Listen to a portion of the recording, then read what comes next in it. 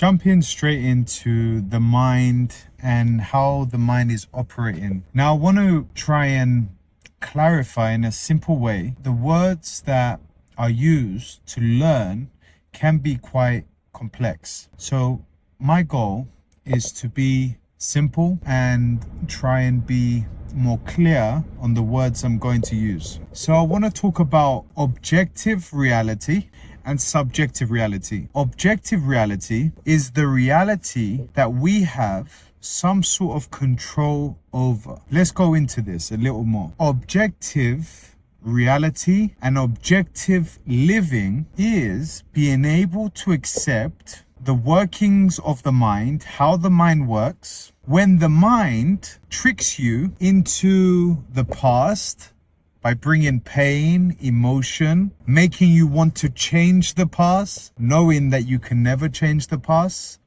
you can only change the now. Objective seeing and objective reality is accepting that the mind can cause you settlement, pain, and suffering just by distorting, confusing your reality in this moment and making you chase a reality that is quite fictional. I want to talk about the fictional reality in the reality of subjective living, subjective reality. Now, subjective living is one that lives in the fictional reality. What do we put in the fictional reality? Well, we can put the memory, we can put our experiences because they've gone, and now when I imagine it, it's fictional. I can also put the future, my vision of the future, my vision of myself tomorrow is fictional.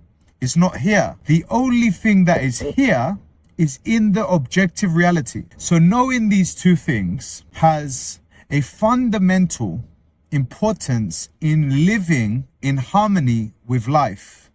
And the reason why I say this, life without mind is life as it is. See this for yourself. Without an observer, without the eye, without the perception to view reality, to speculate about reality, to imagine reality, is just life. It's a movement. It's a flow. Now, when you become objective, you become flowing and you flow with what comes. When circumstances and challenges arise, you deal with it and you are not personal.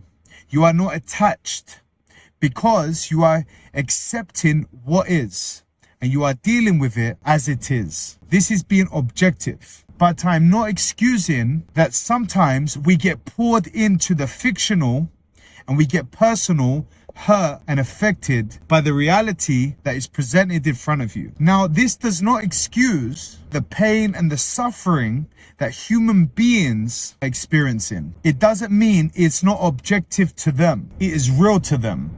The people that are suffering in Gaza, the kids that are being killed, the unjustness that we are seeing in the world, this is real. And to be objective is to accept the shared reality that we see as a whole. Human beings are suffering in many ways, and to accept these things as they are, not to distort them, not to change it, is living in the objective reality. How can we prepare ourselves so we deal with this reality as best as we can? Well, we must first understand how the mechanism, the mind, operates. And one of the things is to bring awareness to the mind when the mind begins to play tricks. One of the things that happens occasionally and very often is the mind and the thoughts can present themselves as different forms like clouds. And we tend to get stuck with certain words, images, and passing events, and we hold on to them and we suffer in these moments because we hold on to the fragmentation. We hold on to the clouds and to the thoughts. Instead, we should let them pass by as they come, even though some days it may appear more rainy than sunny. We must remember that they will pass by. Let these thoughts come and let them go. Objective living is accepting that thoughts operate in this way. We must understand the fundamental importances to live in this life. And let me mention a few of them to you. One of them is your well-being, your mind and your body, training, reading, learning, and simplifying your language so you can understand it, and being able to tell between fiction and fact, and truth and realness. We also have your financial position, another importance in this life, being able to organize your finance so you can prepare yourself for the future. If you leave this area, you will suffer because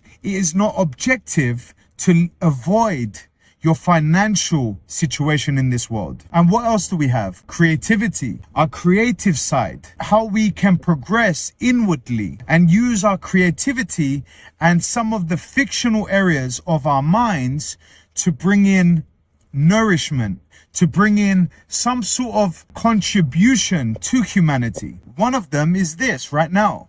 See, what I'm trying to do, I'm being creative, but I also want to give back to my fellow human beings because I am not here alone. And the moment I do, this becomes a collective purpose. The purpose of this is for me to give more of a simple language, simple objective truths that can benefit humanity. So we have well-being, we have finance, we have creativity, and we also have relationship. Our relationships with our families, with our friends, with animals, with people, with work. If we don't learn to nourish and to understand the importance of relationship and how we handle situations, how we deal with situations, we will struggle. These 4 areas that I just mentioned to you, it is required fundamentally, actually, to focus in and to bring balance here. To not avoid one area, to not leave one area. We must take all areas with us. So, in a very simple way, very simple language, dealing with reality as it is, not the fictional reality, allows us to live more objectively, giving us more balance and stability. We must remember these lessons because remembering them allows you to take the lessons with you, and it no longer becomes a speculative theory or an idea that is just passing your mind. You actually bring these ideas into your reality because they are factual importances that we need for us to have more stableness, more stability for a better life. So the quality of mind depends on the quality of how you understand what is objective and what is subjective. So I hope this can help you too. If you have any questions, if you want me to simplify some areas in this discussion, in this video, please feel free to leave a comment. I hope I've cleared these things up, and this is my way of contributing to you. So all the best. Bye.